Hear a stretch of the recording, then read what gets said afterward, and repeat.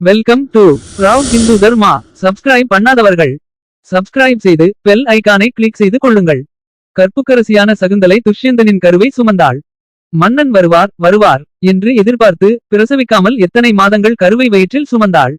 நாட்களும் பக்ஷங்களும் ருதுக்களும் மாதங்களும் அயனங்களும் கடந்து முழுவதுமாக 3 வருடங்கள் ஆகிவிட்டது. दिनान् पक्षान् ऋतून् मासान् अयनानि च सर्वशः गण्यमानानि वर्षाणि व्यतीयुस्त्रीणि भारत. 3 வருடங்கள் கழிந்த நிலையில் கண்வ ரிஷி கேட்டுக்கொண்டதால் அங்கிருந்த ஆசிரமத்தில் இருந்த அனைத்து ரிஷிகளின் பத்னிகளும் அவர் சொன்ன வாக்கியங்களை சகுந்தலைக்கு சொல்ல ஆரம்பித்தனர்.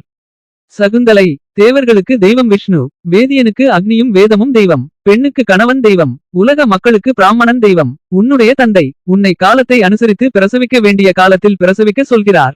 தந்தை சொல்வதை ஏற்காமல் நீ இருக்கக்கூடாது என்று சொல்ல சகுந்தலை சம்மதித்து மகாவீரனான ஒரு மகனை பெற்றாள்.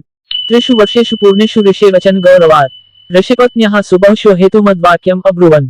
देवानां दैवतं विष्णुर्विप्राणामग्निर्ब्रह्म च नारीणां दैवतं भर्ता लोकानां ब्राह्मणो गुरुः. सूतिकाले प्रसुश्वेते भगवान्स्ते करिष्यामीति कर्तव्यं तदा ते सुकृतं भवेत्.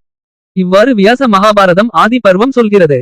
நன்றி. மீண்டும் இது போன்ற ஆதாரபூர்வமான ஸ்லோகங்களோடு அதன் அர்த்தத்தோடு நாம் சந்திக்கலாம்.